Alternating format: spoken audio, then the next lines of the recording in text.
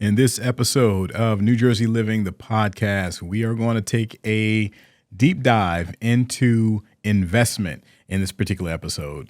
An investment can mean a lot of things to a lot of different people, a lot of different investors. It is very common in the market that we're in for here in northern and central New Jersey for investors to look for opportunities where they're going to have perhaps a multi-family home to rent out as an investment. Some of them are more commercial spaces that they're going to hold for investment purposes. Some of them are going to be mixed use, and mixed use means there's going to be a little bit of a blend of both, right? So we're going to take a look in this particular episode specifically at the mixed use variety, and we're going to see a few examples of recent sales, and I date my sales back here. Normally I kind of use about a 30-day time frame if I'm doing residential, but commercial and mixed-use properties, they stay on the market a little longer, and there's not as much volume as you would imagine for these type of properties compared to your typical residential. So stick around, and you're going to want to really attend to some of the details we're going to dive into with cap rates and when an investment makes sense. All right, so those who are already experienced investors, you're going to see some recent deals that have happened and give you a bit of a frame of reference of what still may be out there in terms of opportunities. If you're kind of new to this is going to be kind of somewhat of a tutorial on what experienced investors are looking for when it comes to determining calculation of where and for how much do they invest on a property, whether it be a hold or a flip opportunity. These mixed uses are more often than not hold opportunities because they generate income, which we'll delve into cap rate very shortly. So stick around. We're about to dive into this now. Let's get it started. Welcome to New Jersey Living, the podcast, where we explore all things New Jersey real estate. I'm your host, Corey Jones, a real estate agent with Coldwell Banker and the team leader of the New Jersey Living Group. We're a team of experienced agents who specialize in residential sales in several counties ranging from Bergen County in northern New Jersey to Ocean County down the shore. On this podcast, we will talk to real estate experts, local business owners, community leaders, and town officials to get the inside scoop various towns in New Jersey. We'll discuss everything from the latest market trends to featured local attractions with dining, recreation, and entertainment. Whether you're a current resident, a prospective buyer, or just curious about New Jersey real estate, we have something for you. So sit back, relax, and join us for a conversation about all things New Jersey living. Hello, my name is Corey Jones, and I am a real estate agent here in New Jersey with Coldwell Banker. I am the team leader of the New Jersey Living Group, and this, of course, is New Jersey Living, the podcast. So if you're looking to learn all things New Jersey, whether it be the real estate market, social scenes, dining scenes, iconic locations, this is the podcast for you. Unlike our YouTube channel, which we do, of course, obviously have a YouTube channel. Some of y'all even watching right now on YouTube. But if you haven't, if you're listening, do dial in to our YouTube episodes as well. YouTube episodes are more exclusive to real estate, whereas the podcast, we really take a deeper dive into all things New Jersey, such as food scenes, entertainment, other venues or events that take place right here in the Garden State or recent developments. So today as I mentioned in the opening, we're going to dive into investment. But before we take that dive, I want to encourage everyone to click like, subscribe, and notification bell. We want to get the word out about our podcast and our content. This helps us in a significant way.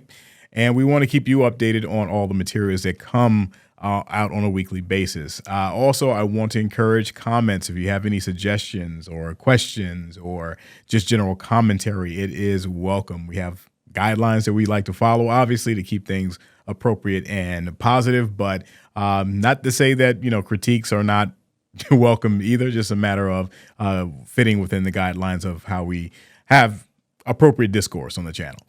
So by all means, reach out to me. I have a Calendly link in my descriptions. section and you can book a consultation with me directly if you have any questions or any specific needs of your own in real estate. Would be happy to help. So thank you again for tuning in, and let's go ahead and get started. So as I mentioned at the beginning, this is going to be on mixed use specifically. And just I'm in my laptop today, so you'll see some episodes where I have glasses on and laptop. That means we're taking deep dives. All right, it's what I like to say, meat sandwich time. So this is going to be a lot of information that for some it's a bit newer. If you're an experienced investor, it's not going to be new at all. But I want to just kind of dive into first just reading out. I'm reading the textbook, and by textbook I mean not one given textbook, but you get the point. General meaning of mixed use property. We're talking about when you have a combination of residential, commercial, and sometimes industrial spaces within one building or complex. So that's what we mean by mixed use. It's not all residential. So the properties we're going to take a look at today, which are going to be 5 of them in total, none of these are all residential units. And just to give everyone the delineating mark between when does residential transition into commercial. Again, experienced investors, you already know this, but once you get beyond 4 units, separate units, meaning a 4-family, from legal 4-family, 4 units or fewer are residential. Once you hit that 5th unit, it is now commercial.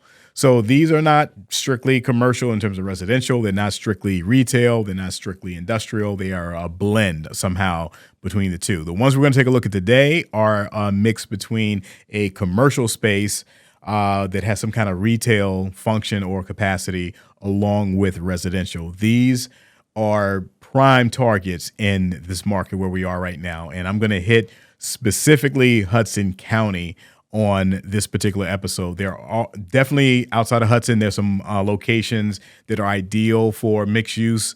Union County, for example, Elizabeth would be a hot spot for that. In Middlesex, I would say Perth Amboy. In Essex, there are various locations, even for Bergen. For Bergen has, again, various locations in Bergen as well, but locations like Bogota, Hackensack, Teaneck, those would be some ideal mixed use. In Passaic County, of course, Passaic itself, and Patterson. So they tend to be areas that have a good amount of foot traffic and solid rental market. So when you have a combination of those two factors, it really translates well for mixed use. But we're going to today just focus on Hudson County. So we're going to dive first into cap rates. Like, what is cap rate? What is cap rate all about? How does that apply and pertain? Why is it important as it pertains to investment? So again, I'm going to read off again our textbook definition. Cap rate is a metric used to estimate the return on investment for real estate properties. I'm going to flash up here now. So you're going to see an image. If you're not on YouTube, you're not going to see this, but it's a really basic formula that you can just listen to and kind of get the general gist of it. So cap rate is the equivalent. Is calculated by taking net operating income and dividing by the current market value of the property. And by market value, how do we determine that? Basically, it's how much the property was purchased for. All right. So those who are watching, you see example of the formula itself, which is very, very basic. Net operating income. What is it? Net operating income is obviously what you are bringing in terms of proceeds, and then deducting all of your expenses off of that property. So if there is a mortgage, let's say, so let's use a quick example. A very easy number to use. Let's say $50,000 is the net income. I'm sorry, not the net, the gross income. So all rents collected, let's say there's a retail space, and let's say there are 5 rental units, and total combined, they bring in $50,000 each month.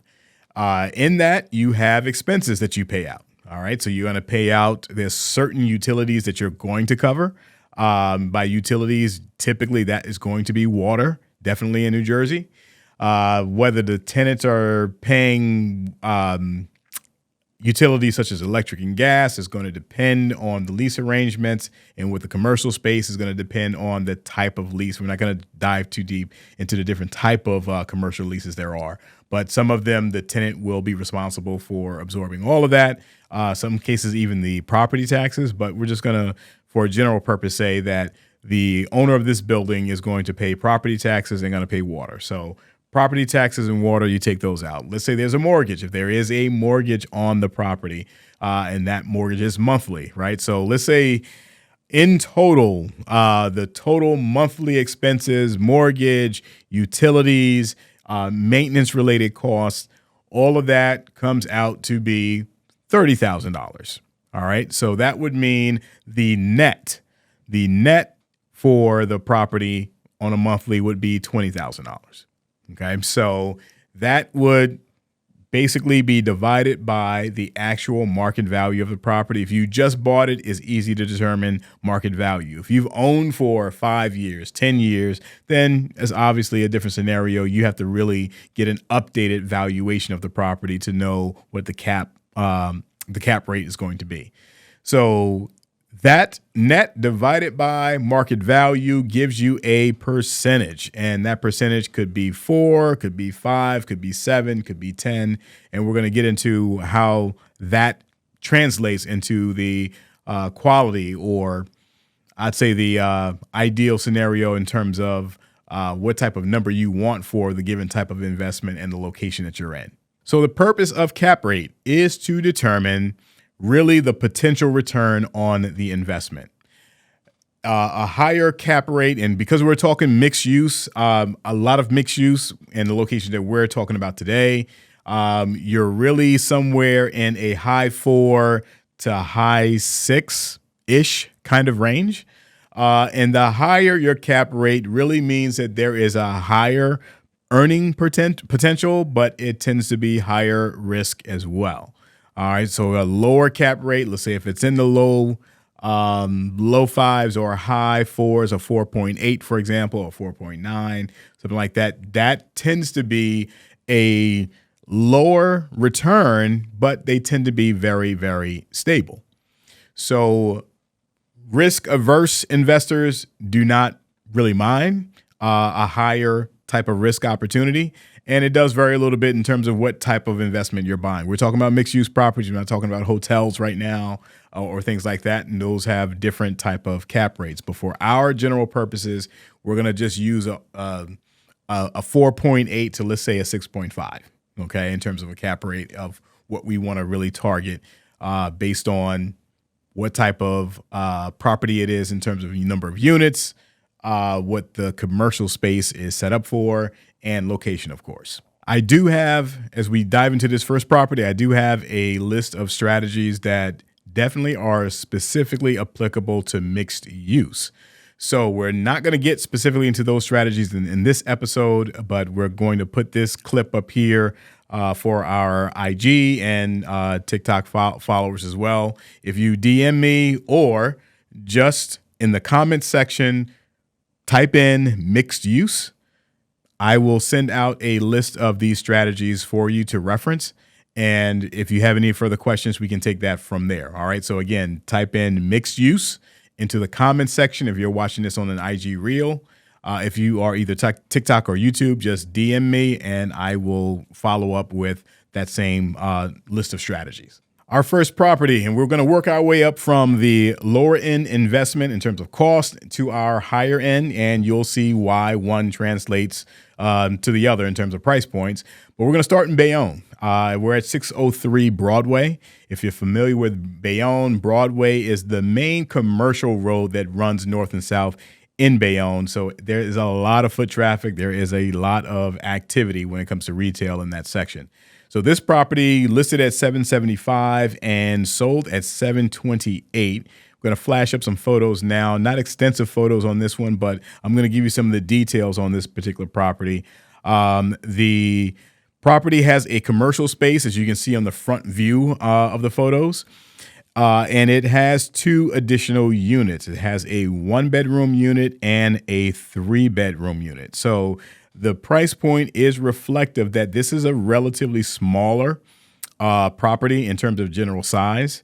Taxes are not that bad either. Taxes $8,700 for that would have been 2023, right? So this is going to give you just a little taste of what under 1 million looks like in Hudson County. And the reason why I'm using Hudson County is because it is the most densely populated and would have the most properties, really per square mile, and properties with the greatest amount of foot traffic pretty consistently. You're going to find that in Hudson County more than other locations in northern Jersey.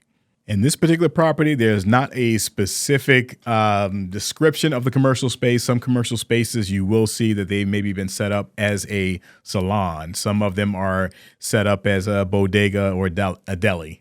Some are restaurants. Some of them, they're just kind of an open blank slate. This one, it didn't give a definitive description. Usually if it's one of those deli or salon or restaurant, it will specify that. This one did not. So there's really kind of an open opportunity as to what type of activity, business activity would take place in that space. But this one did not provide rent roll or any specifics on income, but that's where the due diligence comes in to ascertain what are typical rent rolls in that market and what type of businesses likely would attract to that given location. Because these are things that are going to factor into, is that cap rate, does that make sense for what I see this property projecting as in terms of income generation? All right, so this was the first of our 5. Let's go on to number 2. Our next property is at 6501 Park Ave in West New York. All right, so now we're going up the scale a little bit. This property was listed at $1.38 million, sold at $1.19 million, 75 days on market. And again, we take a look, when you're looking some of these photos here, you're seeing a little bit of the difference, much larger building, of course. This one does include a garage and has a total of 1 studio, 5 one-bedrooms, and 2 two-bedrooms. So this is a total of 8 units, right? So we're talking 8 units, we're talking 1 garage, and we're talking about a commercial space. Didn't give a definitive design or purpose on the space, but where it is located on Park Ave, you're talking West New York, Park Ave. That's going to be all your main bus lines going through there. You have Boulevard East is not far. That's another block away. Broadway is there. Like all these main roads that cut north and south through West New York, and which is right there, just neighboring to Union City. There is just tons of foot traffic, tons of vehicle traffic. It is an ideal spot to target when it comes to investment. And for this one, I would say comfortably, this person, whoever that investor was, is going to have a really solid income. The taxes are twice as much as what we saw on Broadway, but we see how much more of income potential it has at the same time. So $16,300 was the taxes on that particular property. But with knowing I have a client who just purchased a 2-family in West New York with a 3-bedroom unit and a 2-bedroom unit. And that market is very solidly, if you have a well-maintained 2-bedroom unit, particularly towards the eastern side of West New York, you're talking $2,300, $2,400 for a 2-bedroom, comfortably $27,000 up to $3,000. And these are not like the newer, larger luxury, newly renovated type of units. Those can get over $3,000 for a 3-bedroom. But still a very, very solid rental market this is. So we're talking 5 one-bedrooms, 2 two-bedrooms, and a studio with 1 garage. So this gives a very, very enticing opportunity that, relative to commercial time frames that it takes for selling, it was not bad. 75 days. All right. So it definitely takes longer, generally speaking, on the commercial market for a property to move compared to residential. All right. So the photos here should have really kind of spelled out for you what we were looking at in terms of just general condition, location, the units themselves. They're not by any means new renovation pristine, but definitely well maintained. All right. So that's number 2. Let's move on to number 3. So our third property, we are in Union City, neighboring to West New York. So this property at 210-212 Bergen Line, and Bergen Line is the prime road that is traveling through Union City north to south. And this is, again, if you have an opportunity to be on Bergen Line when it comes to investment, it's worth investigating. All right. So this particular property, just to get through some of the details on this, listed at $1.6 million. It sold at $1.4 million, and it was on the market 57 days. Here it gave an estimated gross income, and again, gross. So this is not, the total net that you're going to receive at the end of expenses. It listed it just under $16,000 at $15,987. Now that one, I have to take a look to see what the income sheet looked like, because that likely was the monthly gross, which obviously would have to deduct all the expenses from that. Taxes on this property, $22,155 for the year of 2023. And what is a little different about this property is that there are 2 storefronts. So 2 storefronts, there's 8 studios in total, and there is 1 3-bedroom, what they called a penthouse, but it's likely the largest, well, it is the largest residential unit in the building on the 3rd floor. I believe there may have been a garage on this one, or maybe not. All right. Yep. No garage there. But this one, high traffic area, 2 storefronts, property being delivered vacant is another major plus. This is something that every investor is going to investigate, even as a prospect of someone who's looking to buy a multifamily home. And we're not even talking commercial, just multifamily in general, whether you're looking to buy a 2-family, 3 or 4. The current rent roll becomes a very important piece of your decision in making an offer on that property, and whether the property can be delivered vacant, because you can get market rate rents. Many times in many of these properties, the rents that are being collected do not reflect market rate. So some buyers, and particularly investors, are going to want to maximize their investment dollar and have it delivered vacant. So this one, again, another prime location. This is in the section of Bergen Line was between 20th and 21st Street. So again, prime real estate there. So let's hop over to number 4. Our 4th stop is landing us in Hoboken, and this is going to be definitely different type of cap rate and a different type of market altogether. So it's more of a prime market, definitely, for Hoboken. This property, 525 Washington Street. So it's on the main commercial road, or street in Hoboken. And this one is very interesting in that it priced at $2.3 million, and it sold at $2.15 million, and 20 days on market. Went pretty quickly. As you see the photos, you can see the property is in pretty much turnkey condition. The storefront is 1,900 square feet of commercial space, advertised a full dry basement as well. Now, the residential part of it is described as a duplex above. Now, duplex, I'm not 100% sure if it's a duplex in the standpoint of it's a residential unit in combination with a commercial, or if there are 2 separate units, because it did not specify if it's a 1-bedroom, 2-bedroom, or how many units in the MLS report itself.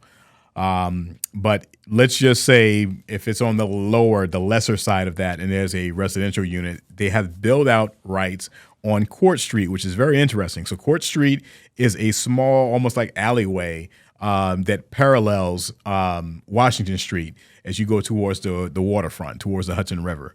And it has build out rights there. And I'm curious because obviously this is a scenario where the seller and agent wanted to advertise, because it gives the buyer an understanding of what they can still add to the property. I'm just not 100% sure if the build out had to do with building up on top of the property, or if there was some space that could be expanded towards Court Street. Obviously, you can't block, Court Street.